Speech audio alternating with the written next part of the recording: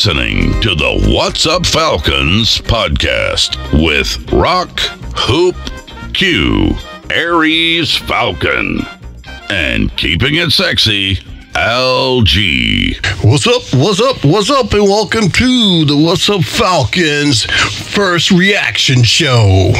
This is our first reaction show we're going to have right after a Falcons game, and so we just finished playing the Chicago Bears, and it's not a good look. It's not a good reaction, but I'm going to sit back, and I'm going to let my man Q take it from here. So, Q, set this reaction off, man. All right. Well, before we get started, I guess we got to introduce everyone that's on the call right now. So we got, of course, you heard Brock. We got Hoop in the house. I'm here, man. I'm here. We got Aries. Yep. And then, it's me, Q. So anyways, first ever reaction show. We're about, the clock ticked zeros about, an hour and a half ago? So this is still pretty fresh, right? Yeah, still pretty fresh. All right. So it's still pretty fresh. And to make it worse, it looks like everyone in the division is going to get a win today. So we're going to be sitting at the very bottom come tomorrow morning, because even Carolina's whooping some ass right now. But we'll talk about that maybe not later. Yeah. Anyways, I honestly only got to listen to the fourth quarter on the radio because I was traveling. But I know you guys watched most of the game. So does anybody want to go? First off, I got a question. How did Nick Foles end up in the game? Was it an injury, or did they make a switch? No, they pulled him. They pulled Trubisky at the end of the third quarter. They pulled him. Wow. And Eric started puffing his chest out a little bit. Yeah. I saw all the messages come over at once when I turned my phone back on. I was like, relax, buddy. It's early. Yeah. Well, I saw a message from Greg that said, relax, we got this win. And then I was kind of like, listening to it on the radio on the car ride home, I was just shaking my head like, oh. Don't have that either. I would just say Trubisky was trash regardless how Atlanta played. So making him look like an all-star was a fucking reach for me. But Nick, all right. We talk about that all the time, though, right? The Falcons make quarterbacks look like all-stars. So, that's my point. Nick did his thing. But it's Trubisky. Oh, okay. Trubisky is utter garbage. Keep going. We lost, man. All right, let's try to get it back on the rails real quick. Who wants to go first and just give their opinion on the game? Because, like I said, I missed a lot of it, but I'd like to hear someone's opinion because I kept checking the score, and at halftime it looked like we were in control. We were playing at home. So where did the wheels kind of fall off?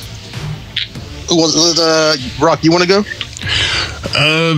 Well, man, I think they put Mitch in. Was it right out in the third quarter? You mean Nick? Yeah. Nick. Yeah. They put Nick in the third quarter. Yeah, about halfway through the third quarter, I think it was. Yeah, and they put him in, and we just started having injuries, and I started to see the same signs where the defense was starting to get a little gassed again. And your boy Oliver, man, I will say again, I'm sure he was getting gassed. He missed two. He kept missing. He missed a real bad interception. He can't cover himself. He can't cover anything, and they just started going downhill after that, man. I don't know. What do you think? I don't know. Speaking of, the defense, I thought Denard stepped in pretty good. Made a few plays. He ended up getting hurt. Not to say that was the deciding factor of the game, but hey, that's something that does kind of stand out in my brain right now. Just trying to, go through these different emotions post game. But that was a standout. But I guess if you wanted to ask my opinion on what happened, I wish I could put a finger on it. Maybe it is conditioning. I think it's a will to the will to win. I don't know. Like, it's something is missing, and the easiest thing that we can point to is leadership. I think we have the talent. I think it was evident. Obviously, we're lacking in some holes on the defense, but I don't think we're an 0-3 team. We shouldn't be 0-3. Right. Unfortunately, we are. Something funny though. I was listening to it on the radio, and when you watch the game on Fox or whatever, the announcers are they kind of stay neutral. But listening to it on the radio, these guys are lighting up Dan Quinn and lighting up the offense, because it seemed like in the fourth quarter all they were doing was going 3 and out repeatedly. They went like back to back 3 and outs, and I'm like, right. Why are you throwing the ball? Matt wasn't hitting anybody. I'm like, why wouldn't they put the ball on the ground? Exactly. They ran away from the run again, and with no reason. We ran the ball good today. Right. Not in the fourth quarter. Hill was awesome. Yeah. Hill Gurley did his thing. I can't deny that. Gurley did his thing. Hill was good, but that fourth quarter, running, passing the ball, going 3 and out 3 times in a row, that just gassed the defense. They didn't have time to rest. Right. Plain and simple. And to see that goes on the OC. Like, he is garbage. Like, I don't know why they brought him in to begin with. And now so when you look at the OC, it's like, well, who hired him? Dan Quinn. Well, shit, he needs to go too. I think that's more of a Rich McKay decision than DQ to bring. DQ. And what happened with Conklin? He missed the kick. He missed the field goal, but the field goal wouldn't have helped anyway. So yeah, he missed the field goal and an extra point. So that's 4 points. It was what that takes you to overtime right there. Yeah, that takes you to overtime. But if the offense would have ran the ball more, I don't think they come back and score a touchdown. Right. I think it puts them in field goal range, and we go to overtime anyway. Gotcha. So the fact that they even went away from what what people say to kill the clock is the run game, is why you got Todd Gurley to kill the clock in the run game, and you don't do it. Like, even a dump pass to Gurley to the outside just to get him the ball so he can run would have been fine. But speaking of Gurley, with one receiver being out, with Julio being out, did they ever line him up as a receiver or do anything fancy with him? I thought they might try to do something like that today. With Gurley, no. No, nothing creative with Gurley today. He was more with. He got hurt early. Yeah. I don't think that helped any. Also, because Calvin Ridley was playing good as usual, but after a while, you kind of know what's going on. Defense will kind of shade towards the hot hand. So having Gage out definitely did not help. And Q, I think what you're talking Aries, about. I just want to say this one thing. What you're talking about, they were trying to do something special with who would you say? Not what the person you just said. Who'd you just say? They were trying to. You asked them. They were getting creative. I was asking about Gurley. Oh, Gurley. but they did it. Gurley. I thought they did it with Edo Smith. I think that's the closest they came doing something creative is with Edo. Interesting. Let me ask you guys this: how much do you think the quarterback change hurt the defense? Because you prepare all week for one thing, and then Nick Foles is no joke. Obviously you guys know his track record. So how much do you think that hurt swapping out that QB and going with Big Dick Nick down the road?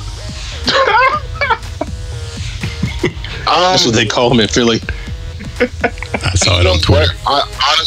Honestly, I think it was a factor, but not to the point to where they couldn't handle it, because they did hit him a couple times. They made him, throw an interception, almost threw another one. Had him at a couple 3 and outs. It's just the defense couldn't stay off the field was the problem, and so it gave him more time to adjust. You know what I mean? So yeah, and speaking of interceptions, what did that Matt Ryan interception that ended the game look like? Yeah, he was just trying to do the hurry up and force it. That was Matt's fault. Yeah, 100%. That was all Matt. It was, but Yeah, but I wouldn't blame him. He was trying to keep the game. He was trying to keep it alive. A little desperation. Yeah. Right. He tried to force the ball where he knew he shouldn't have, but he tried anyway. Yeah. So, but I mean, that just that's sick. Like I said before, that this team is sucking the soul of my love for the sport right out of me. I saw that text message. I started laughing. I was like, "Oh, it's not even October yet." I can't even. After that game, I couldn't even watch the next game that came on to enjoy the game itself. It's just sickening to have that kind of a lead, right, and lose it again. I agree. I quit watching football after that game. I just can't. I can't watch any more football. I can't be excited to watch football when you have that leering in the background. Now next week it's gonna be a lot better because I can watch the game and not expect anything until Monday night. Right. So they can blow another lead. But I mean, I'll be asleep when they blow that lead. So who do we have Monday night? Green Bay on the road. Oh my God! Yeah, in Green Bay. Yeah. And I thought to myself, like, well, at least after Green Bay, we'll get some confidence back when we beat Carolina. Teddy Bridgewater's balling out right now against the Chargers, so I'm kind of like, oh man. I mean, we're going to go sitting at the bottom of the division at 0-3, in about 2 hours from now, or this season less than that. Yeah, it's done, and it's done. Yeah, and I think at this point, my opinion, the coaching staff, that's done too. Why keep going? I don't go. Why? Well, let me ask you this though. Let me ask you guys this: are you afraid that we're gonna have to go into a rebuild soon? I mean, because you're already talking about there's a 99.9% chance we got a new coaching staff coming in. Matt's about to turn 38, 39 years old, something like that. I mean, Matt's getting up there. Julio obviously didn't play today, and he's always had nagging injuries. I mean, we're not far away from actually having to go into a rebuild and taking some time to get this thing back on track, which could take, I mean, I don't know, a while. I mean, hopefully not that long. Oh my goodness. But I mean, it could take a while, but we're slowly every week approaching a rebuild. I mean, unless Dan Quinn can save this thing and turn it around, we're headed into a rebuild in the next year or two. Anybody ever thought about that or worried about that? Yeah, the rebuild's good. Once the rebuild starts, are you looking at 3 to 4 years? Yeah, I agree. At least 3. And so you're asking, do you think Matt's going to be ready to handle that shit, or do you think you want to go to contender? Is that what you're asking? No, I was just asking, is anyone starting to think, it's time to actually think about rebuilding? Oh, yeah. With a new coaching staff coming in next season and what they might want to do. And, right. I think Calvin will be a big part of the rebuild, but I don't know if Julio will. And Matt, unless he plays into his 40s, I mean, how much longer do we have with Matt? So I think our replacement quarterback is not even in school yet. Oh, I hope he is. I hope he's a freshman somewhere. I don't know. But, man. I think, my opinion, I definitely think rebuild is inevitable after today. I don't think there's anything that he can do to turn this around. Because, I mean, and it's not just him. I'm not going to just point the blame at Quinn. It's just the whole thing is not working. It's the culture. It's everything, man. Some of the things we talked about last week. I mean, people keep saying that the Falcons are soft. We have that reputation that we can't shake. And that goes back to the Mike Smith days. And you see how we get pushed around. You see when something happens to one of our players. Prime example last year when, what's his name, jacked up Freeman. And he was the only person out there, and not that many people ran out there to help Freeman. I think we need a culture change, man, because people know that they can punk those players, and they're not going to do anything. And speaking of Freeman, that's the game I got today on the plane ride home. I got the Giants and the 49ers, and Free is probably, if this isn't his last year in the league, next year probably will be. I mean, Free was, and I know they said he only had 3 days to prepare, but they handed him off a couple of times to try to get a first down on like 2nd and 1, 3rd and 1, and he got blew up in the backfield. At one point, he got tossed back pretty good. I mean, guys are picking this guy up like he's a kid playing with men and just tossing him back and body slamming him and doing all kind of silly stuff to him. I'm like, yeah, Free. He's a tough runner. He's a hard runner, man. But yeah, he looked bad today. But last I saw, it was like in the third quarter, and he had like 13 yards, something like that. So good luck to Free. We'll see what happens with him. But I'm not even worried about Free right now. I'm kind of worried about these dirty birds. I'm hoping they can at least get to 8-8, something like that, respectable. But winning the division is probably a no, and definitely not going to any type of playoffs at this point. But no, we'll see. 8-8 is a dream right now. Yeah. No, I agree. Does anybody have anything today they saw that we haven't talked about that they were just kind of like, I can't believe that happened? Or well, I know one thing, to have a loss like this, and it's the owner's birthday, doesn't gel well for anybody. I lost on my birthday. See.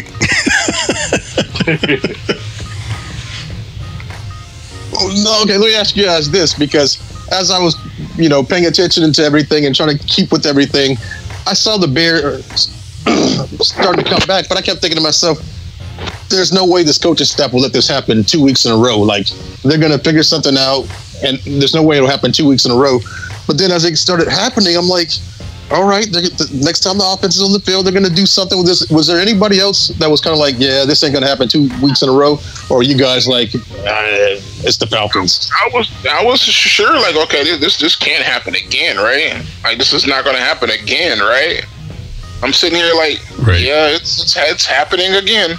I was kind of like Aries. It's kind of like, I know this is sports. People have their runs. Someone makes a, professional athletes got pride. They're going to make a little comeback, but we'll just, ice it. But yep. Yeah, it just kept falling. And I thought on that last drive they were, because Matt came out, he completed the pass. Things looked like they were, things looked like they were going to get positive. I thought, we were going to end up kicking a field goal on that drive or something like that. But when I heard interception, I was like, what?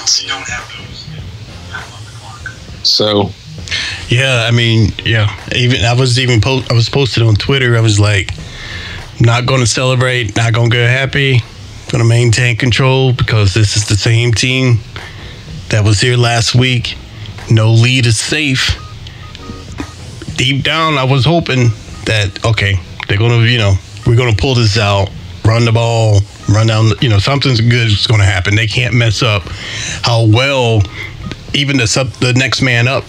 As a whole, they had some great plays today. They didn't go out there and play like crap for the most part. A lot of people really balled and did well, played well today. It's just we can't not finish for some fucking reason. So I was listening to the radio and people were calling in, and a couple of people made the excuse that the last couple of weeks, there's no home field advantage, and as soon as we can get some type of home field advantage, things will turn around for us. Anybody buying that? Nope. You're not buying it. So there'll be like 10,000 people at the next home game, which will be not next week because we're on the road, but the week after Carolina comes to town. So you think those 10,000 people in the stands, you don't think they'll... They had a few people inside the stands today. I noticed that. They had a handful of people in the stands today. Yeah, but that's all family and relatives and stuff like that. No, they were some fans because I follow a few of them, Georgia fans from Instagram, and he was posting him and his son inside the stadium. They have no relation to no players, no staff members. They're just fans of the team, and they were in the stands. I saw that too, Aries, and I was shocked because they weren't supposed to do that until the 11th. We got to call Darrell. I want his opinion. He's going to be like, I'm not much about football, but we don't have the time. Yeah, and I don't want to hear about the weather today. It was a beautiful day until after the It was a beautiful day until the. You don't have I to can see the sun through the top of the. It sounds like Darrell has his own problems to worry about right now, other than these dirty birds. Sound like he needs to get that sound back on check. Oh yeah, I gotta leave him alone. I don't want nobody's job. No, he's good. He's good because that's not his issue. That's okay. That's the Fox and the Fox's problem. They're the ones that didn't want them to let the NFL do it. So he said he's still getting paid. Cool. But go ahead, Q. I didn't mean to. Well, all right, fellas. I don't want to drag the show on, and I don't want to talk about stuff that we want to say for What's Up Falcons later this week. So, anybody got any more raw emotions or any more final thoughts before we wrap this one up? I got one quick thing. I was just looking on Vaughn McClure's Twitter feed, and he has a little video of DQ talking to the press, and he said that Dan Quinn. This is Dan Quinn on pass plays being called that didn't help Falcons run the clock, and I'll play it. When they're short, especially time on the clock. Yeah, I think those are easy to look back at, Zach. We definitely communicated on those, and if you complete them and you move the chains, those are ones to go. So going in, and obviously we're planning on converting some of the ones that are short, especially the shorter ones. So when you don't have those, there's consequences for them. But we certainly expect to connect on a screen or other plays that would use the clock. Time on the clock. What the fuck is that? Easy to look back at, Zach. A crock of shit. Yeah, that's what that is, man. He sounds like a politician running for office. He's just going to tell you what you want to hear right now. That's a crock of shit. To call 3 straight pass plays to start the fourth quarter's drives off is fucking bananas. When you have a 10-point lead, why are you throwing the ball? Right. Well, he probably would tell you I don't call pass plays, and Hell, you had a 16-point lead at one point, and you're throwing the damn ball. Fuck you mean? Yeah. So like I told you, I was getting the radio point of view, and after does anybody know the guys that called the game on 92.9 here locally in Atlanta? Dave Archer, I guess, is one of them. Dave Archer, and is it Wes Drewham still? Mm-hmm. Yeah, it might be. But anyways, it was Dave Archer after the game. I guess apparently DQ took off his headset and kind of hit it on his leg or did something in frustration. And he called him out. He's like, I see you kind of frustrated, DQ, but it's a little too late for that. No shit. I think next week I'm going to watch the game with the volume down and listen to it on the radio, because these guys, they don't hold back, man. They were really, really, really going after the decision calling and the play calling and the decision making, and it was interesting, man, listening to the hometown feed as opposed to Joe Buck and whoever's working for Fox and in the box or whatever. But yeah, man, it's I honestly can't believe it. Once they had that big lead, I would have bet the house that they would have held on to that and won that one, and you're not going to see the same thing happen 2 weeks in a row. But it happened. It happened, and I'd be very interested to listen to or even go back on the podcast with the guy we spoke with last week, Aries and Rock, and get his opinions on that game. But I mean, that was just crazy. I hear you, man. I hear you. But I don't think DQ survives very long, man. I mean, like all the major people are talking about him. They're not picking up players. They're talking about him. Like, I'm just looking right now, and CBS Sports Radio has a thing that says Dan Quinn coached another nightmare. You don't want that going national if you're an owner. That sounds about right. A nightmare, yeah. Yeah. But so that's all I have to say. Well, okay, so we've talked about it a million times, and everyone seems to think Arthur's a nice guy. But do you think we see a firing mid-season? I don't. Honestly, I don't see why. Because if they wait to fire him mid-season, what good is bringing in a whole other coach going to do?